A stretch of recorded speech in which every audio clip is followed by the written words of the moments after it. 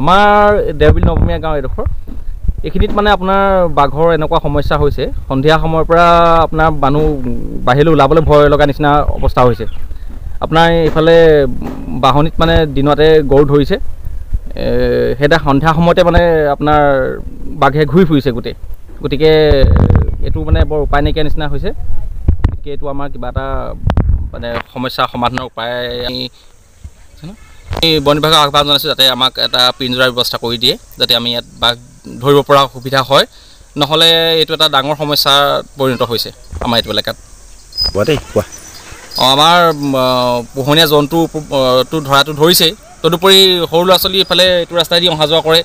সন্ধিয়া সময়ত মানে টিউশ্যনৰ পৰা আহে বা ক'ৰবাৰ পৰা আহে দোকান পোহাৰ কৰিবলৈ আমি যাবলগীয়া হয়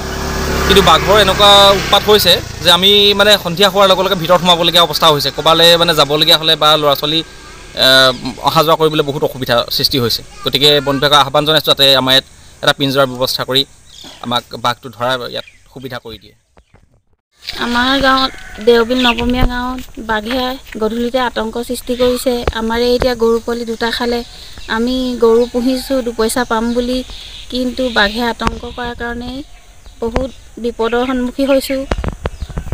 আমাৰ এইখন দেওবিল নৱমীয়া গাঁৱত এটা পিঞ্জৰাৰ প্ৰয়োজন হৈছে নহ'লে বাঘে আৰু আমাৰে নহয় আৰু ওচৰ চুবুৰীয়া মানুহৰ গৰু ছাগলী বহুত দিগদাৰ হৈছে ৰাখিবৰ কাৰণে লাগে এটা আমাৰ ইয়াত পিঞ্জৰা ডাঙৰ ছাগলী ফেঞ্চিং জপিয়াই আহি পেলাই আকৌ গঁৰালটো ভাঙি মানে বাঁহৰ গঁৰাল আছিলে ঢকা মাৰি মানে বেৰ এৰুৱাই ডাঙৰ ছাগলী দাঙি গুচি গ'ল